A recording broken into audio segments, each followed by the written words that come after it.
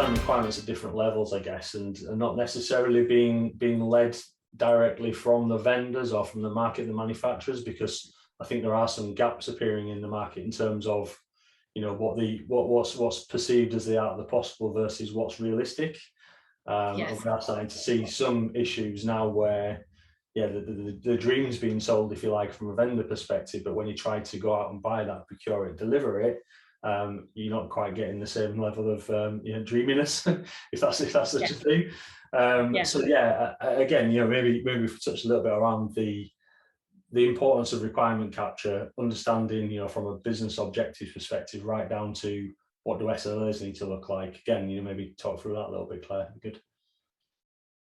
Yeah, absolutely. I think you do need to be very clear on things like how your network needs to perform, what SLAs need to be in place.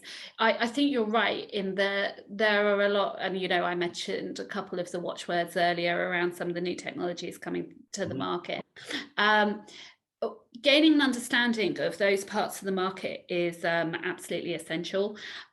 Like you say, and being realistic about which of those are going to actually match up to what you need in terms of the performance of the network and what your requirements are versus what your commercial objectives are, how much is this stuff going to cost compared to what you need to be achieving commercially, because a lot of businesses are under immense commercial pressure after the last 18 months. And so being able to, it's always been a balancing act between commercial and technological improvement, but now it's even harder to achieve.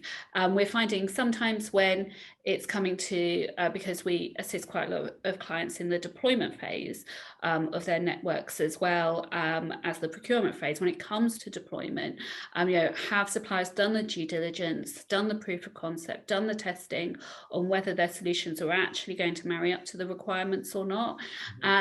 So I think putting that detailed due diligence up front as part of the process in order to marry what the market is saying with what your strategy is saying, and you must be clear on your strategy and your business case and what you're hoping to achieve versus what is actually going to be achieved and what the due diligence the supplier has done on it.